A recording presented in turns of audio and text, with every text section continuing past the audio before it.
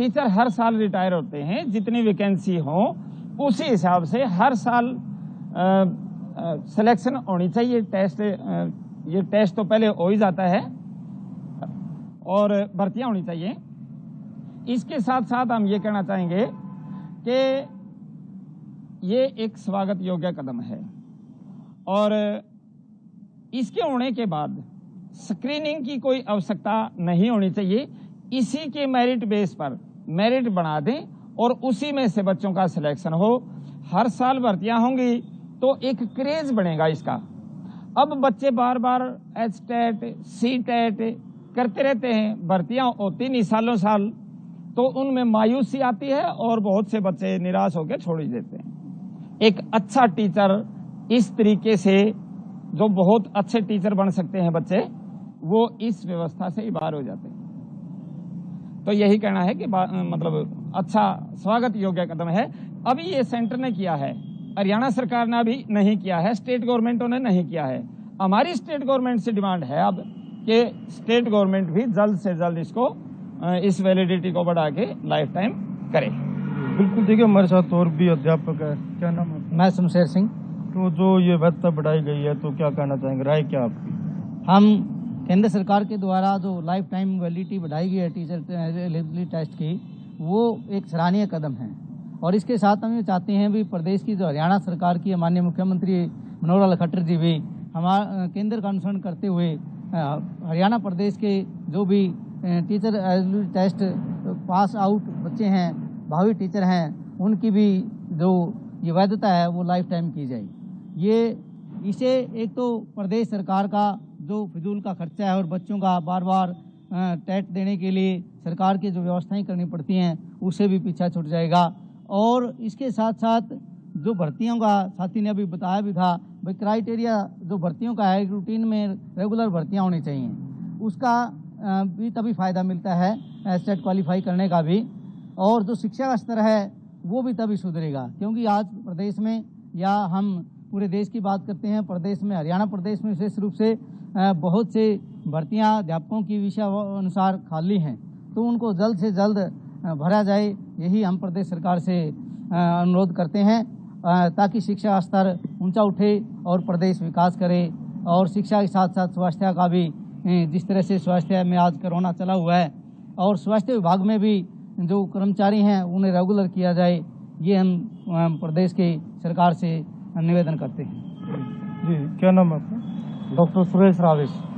तो डॉक्टर साहब, जो बात करें इसकी वैधता की, तो क्या राय है आपका? मेरा यही मानना है कि जो सेंट्रल गवर्नमेंट ने इस पर फैसला लिया है वो बहुत ही अच्छा फैसला है, लेकिन मैं आपके माध्यम से ये कहना चाहता हूँ कि जो हमारे हरियाणा में भाजपा की गवर्नमेंट है उसको भी ये कदम उठाना चाहिए और वैलिडिटी लाइफ टाइम ही रहनी चाहिए, क्योंकि बार बार पेपर देने से जो यूथ है मानसिक पीड़ा का शिकार होते हैं और उनके ऊपर इतना वजन होता है कि दोबारा उनको नौकरी मिलती नहीं, टाइम बाउंड मैनर नहीं है कोई भी, और उनके ऊपर एक मानसिक पीड़ा है जो उसी पीड़ा में दबकर रह जाते हैं। जो उनका टैलेंट है वो एक्सपोज नहीं हो जाता, उसका एक्सपोजर नहीं हो पाता।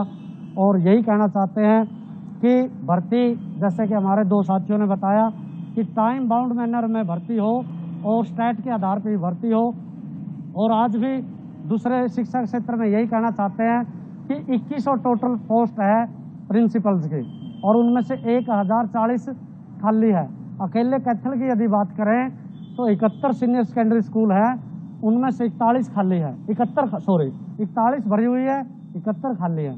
तो इस प्रकार हमारी गवर्नमेंट ने, यदि वो शिक्षा के प्रति वास्तव में गंभीर है, सेंसिटिव है, तो इस प्रकार के कदम उठाने चाहिए और इस फैसले को हरियाणा में जो का तो लागू करना चाहिए। जैसे कि फैसला सेंट्रल गवर्नमेंट का है कि 2011 से रेट्रोस्पेक्टिव का मतलब होता है उससे लागू होगा, ये बिल्कुल डिट्टो फैसला हरियाणा में भी लागू होना चाहिए और इससे बच्चों की मानसिक पीड़ा दूर होगी और स्वास्थ्य में शिक्षा के क्षेत्र में एक बहुत बड़ा इम्प्रूवमेंट, एक सुधार देखने को मिलेगा।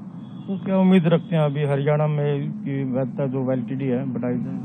हाँ, उम्मीद तो यही करते हैं कि जितने भी फैसले सेंट्रल गवर्नमेंट लेती है, जैसे कि अभी हमारा CBSE में फैसला 12वीं का जो सेंट्रल गवर्नमेंट ने लिया है, 10वीं का फैसला सेंट्रल गवर्नमेंट ने लिया है, उसको ज्यों का त्यों हरियाणा सरकार ने अडॉप्ट किया है। और हम यही उम्मीद करते हैं कि इस पर भी इसी ट्रैक को मानते हुए हरियाणा गवर्नमेंट इस पर फैसला करेगी और बच्चों के बारे में जो इंडिया की नींव होते हैं, जो ये सोचते हैं कि हमारा भविष्य अच्छा होगा, और इस फैसले को ज्यों का त्यों इन डिटो लागू करेंगे। बिल्कुल। देखिए हमारे साथ एक और अध्यापक है। सर पहले नाम बताइए, क्या नाम है? बलवंत सिंह हूँ मैं। तो जो राय इसमें जो वैधता बढ़ाई गई है स्टेट की, तो इसमें क्या राय है? ये सरकार का देर से उठाया गया एक सही कदम है, और बार बार जैसे कि मेरे पहले साथियों ने बताया कि इससे मानसिक पीड़ा से बच्चे गुजरते हैं। पहले से इतने एग्ज़ाम वो दे चुके होते हैं एक टीचर लगने के लिए, बीएड की हुई होती है, जेबीटी की होती है, एमए की हुई होती है, उसके बाद भी तरह तरह के टेस्ट ठोकना ठीक नहीं है। उनको मानसिक पीड़ा से गुजरना पड़ता है। तो वैसे तो इन टेस्टों की कोई ज़रूरत नहीं, फिर भी स्क्रूटनाइज करने के लिए सरकार ने ये लगा रखे हैं। तो एक टाइम ये लाइफ में कर दिया गया। आई praise it, I appreciate it. और मैं हरियाणा सरकार से भी ये अपील करूंगा कि हरियाणा सरकार भी इसको हमारे प्रदेश में भी लागू करे। तो क्या लगता है आपकी अभी जो हरियाणा सरकार है लागू करेगी? लगता है, क्योंकि ऊपर भी भाजपा की सरकार है, नीचे भी ये उसको फॉलो करेंगे। हमें लगता है कि हम होपफुल हैं कि ये भी करेंगे, करना चाहिए इनको। जी, क्या नाम है आपका? सुरेश द्रविड़, राजकीय प्राथमिक शिक्षक संघ। तो क्या राय है आपकी जो वैधता बढ़ाई गई है? देखिए, मैं तो इसको शंका की दृष्टि से देख रहा हूँ। शंका की दृष्टि इसलिए है क्योंकि सरकार क्या इस बात का कमिटमेंट करती कि उनको 100% रोजगार देगी। क्योंकि ये बढ़ाने के लिए अगर वो उनकी उम्र ही चली जाएगी, जैसे 40 साल तक हरियाणा में शिक्षक लग सकता है, पूरी लाइफ उनके लिए कर दिया। अगर ये मतलब कि 40 साल तक वो उनको नौकरी ही नहीं मिलती तो क्या फ़ायदा है? एक बात। दूसरी बात ये है कि ये जो सीटेट एचटेट जो लागू किया स्टेट गवर्नमेंट ने या सेंट्रल गवर्नमेंट ने, इसका एक मूल्यांकन करना चाहिए। क्या ये जो इससे कोई शिक्षा में सुधार हुआ? अगर नहीं हुआ तो इसकी क्या उपयोगिता है?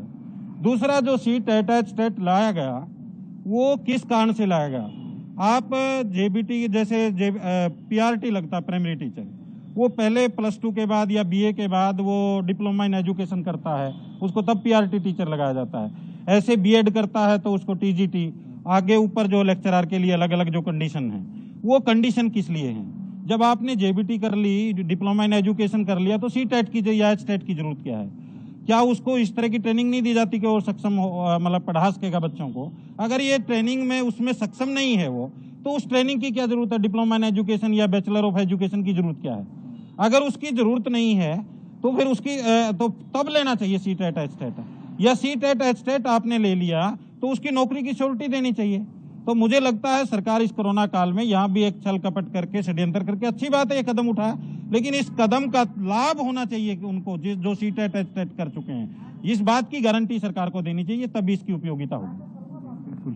देखिए, जो अध्यापक है तो इनसे बातचीत भी की गई, तो इनको जो इनकी राय भी जानी, तो इन्होंने बताया कि इन्होंने काफ़ी जो अध्यापक है उन्होंने सरकार का जो सेंटर का फैसला है, जो एचटेट की परीक्षा जो वैधता है उसको बढ़ाने को लेकर, इसका स्वागत भी किया। और कहीं ना कहीं एक थोड़ा जो अध्यापक है थोड़ा जिज्ञासु होते हुए भी वे नज़र आए कि उनका ये भी कहना है कि सरकार क्या गारंटी देती है? अगर लाइफ टाइम जो वैधता बढ़ाई है, क्या सरकार नौकरी की गारंटी देती है? अगर सरकार नौकरी गारंटी देती है तो फैसले को ठीक माना जाएगा, वरना जो सेंटर की बात करें, जो कोरोना काल की बात करें, तो ये भी अपील अध्यापकों द्वारा हरियाणा सरकार से की गई है, मनोहर लाल मुख्यमंत्री से की गई है कि जिस प्रकार जो ये फैसला वैधता बढ़ाने को लेकर 7 साल से बढ़ाकर तमाम उम्र कर दी गई है, लाइफ टाइम जो वैधता है एचटेट की कर दी गई है, उसका फैसला भी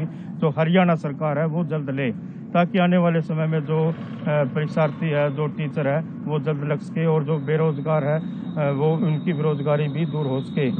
अब देखना ये होगा कि क्या हरियाणा सरकार सेंटर सरकार की तरह जो एचटेट की वैधता को बढ़ाने को लेकर लाइफ टाइम करने का फैसला लेती है या नहीं, या फिर एचटेट जो विद्यार्थी है वो निराश होंगे या नहीं।